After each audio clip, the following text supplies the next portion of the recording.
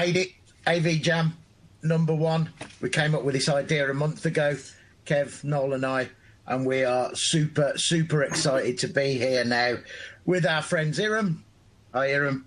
ScanSource, Rising Legend, and you had some big boots to fill, and you filled them well working with us. Thank you for joining us today. Neil Fluester at Polycom, social media superstar, 500 followers on YouTube, and I really do recommend following Neil's YouTube channel for wit and wisdom, and you're going to bring some of that today for us as well, mate. Checks in the post for that.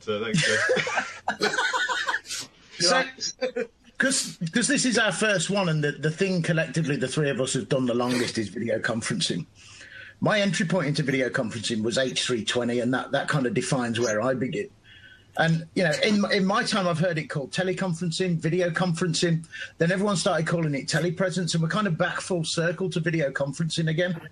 And Iram, as one of the newest people to the market, what does the word video conferencing mean to you? I think the fact that obviously today's lives and how you guys used to work in the past bears less and less resemblance.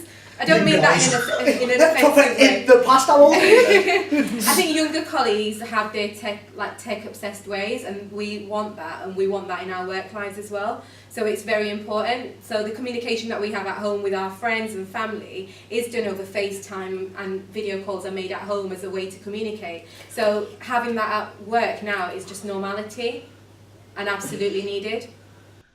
Is that a standards thing as well, though, right? Because when you FaceTime and you WhatsApp and whatever else, and it falls apart and you can't hear anything, you don't really care.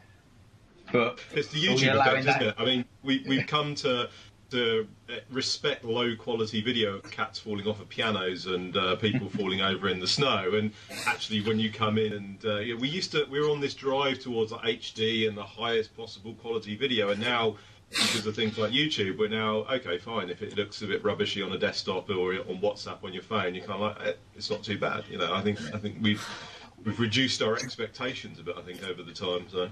See, but I hate that. I genuinely hate that. Because for me, it's like a knife in the heart, because for me, it genuinely is for me, my first anything into AV was video conferencing. ISDN, 128, 128-bit ISDN card that you could barely even make out somebody's face, never mind have a conversation, all the way up to immersive systems. And they were absolutely stunning. They were beautiful. And then we went on such a big drive to take it out of the meeting room, put it on everyone's desktop, use it more, make it more available for everybody. But then the quality dropped. But you still thought, do you know what, we can do HD on the desktop. We're happy with that. Great, we still get that good quality. But as you said, it's gone. Again, it seems to have just taken another step back.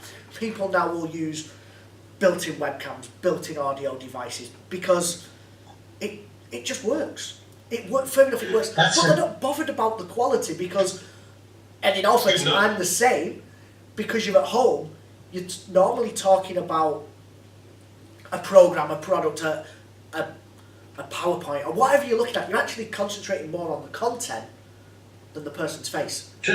I think there should be more books for homes, though, that, you know, I'll be pleased. I've got a Voxbox and an Eagle Eye Mini here at home. You've got to make sure you've got to make sure you're using the right kit. It's comfortable at home. I dock my laptop and it works. it works really well. But God, I hate it when somebody dials using their inbuilt web camera and the microphone and the echo starts to get introduced into the call. And if it's a multi-point call, we all spend 5 minutes. Who's bringing that echo? And everyone's muting and trying to work out who's bought that echo. Yeah. I think there's a difference between like desktop video and like a meeting room video as well. So you might be able to compromise on the quality on a desktop video call, but definitely not in a meeting, because you've got an agenda, you need to stick to it, and you need that quality there. So you want the communication to be easier, slicker, and smoother than before. You do, but the scary I'd be interested to know when people watch this video back if they know what people are using, what we're using each. Because that would be interesting. I don't think everybody get it right. But in the comment section on YouTube, Twitter, Facebook, you know, let's guess what's Neil using, what's Noel using, what's Jason using, what's Kev using. That's the comments below. Yeah. Let it your out,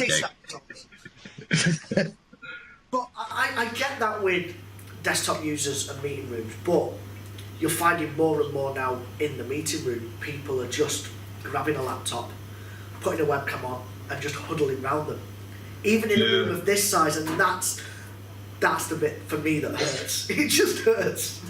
But the challenge with that is, though, is that there's so many different platforms now, and to install a hard device in the room that's locked down to, you know, either a standards based 323 or SIP or whatever call control platform you're using is quite challenging, because you've got different personas of users coming in. You've got people like Viren, who's quite young and millennial, who wants to come in and do, you know, domestic Skype or Hangouts or whatever the platform is, versus us old dinosaurs that want to come in and actually just pick up a remote or touch a touchscreen and traditional video conferencing call. And the idea around bring your own codec, or, you know, the codec being a Wintel platform versus a fixed codec, but having a good audio video subsystem in the room that you can then, rather than huddling around the webcam of a laptop, you can actually have a decent camera, a decent, you know, audio subsystem in the room to make sure that you get a good quality experience if you are using some codec on a PC, I guess.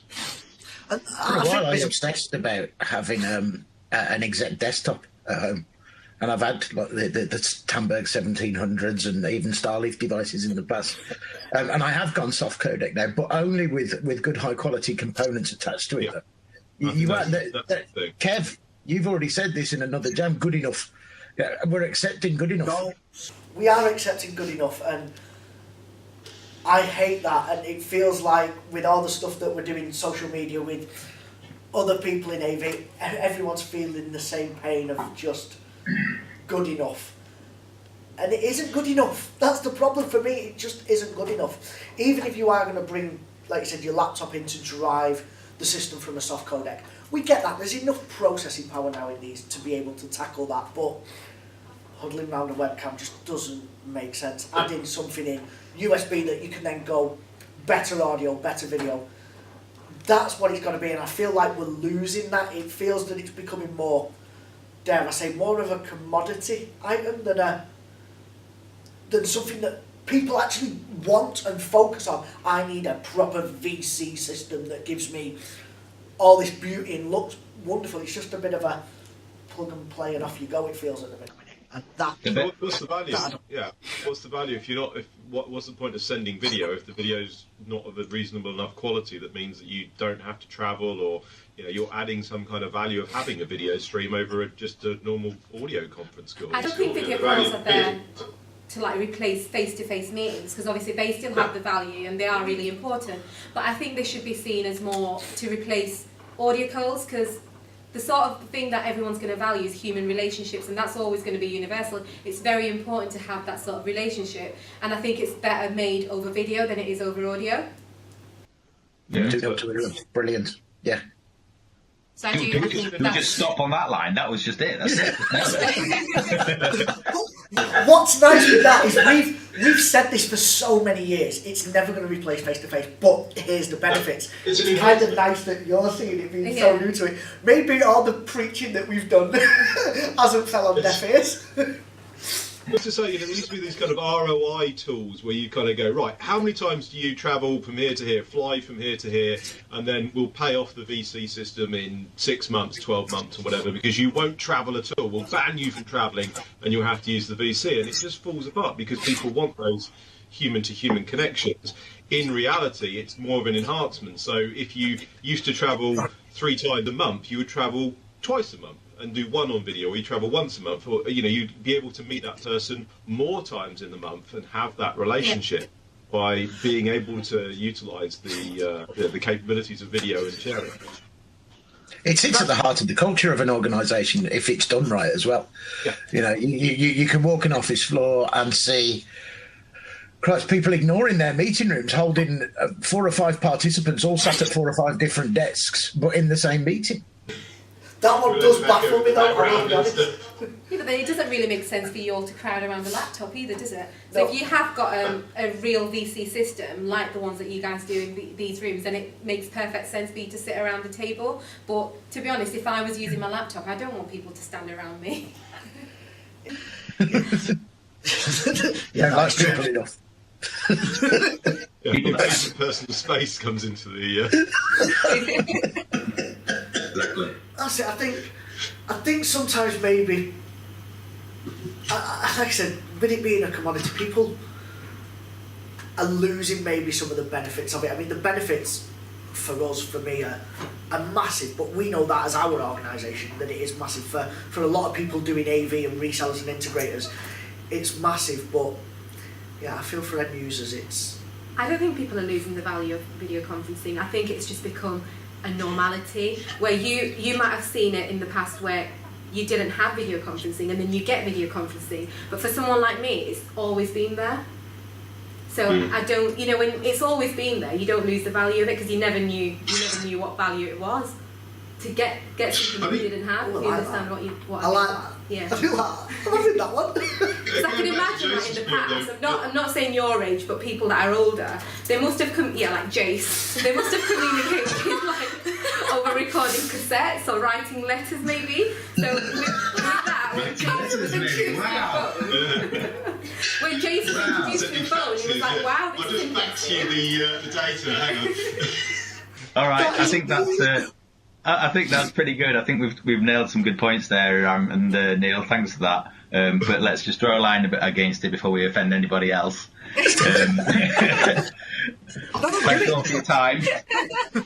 Let's get in the comments sections and get on Twitter and find Neil and find him and find us all and let us know what you thought. But thanks again for another AV Jam. Woo! We're jamming.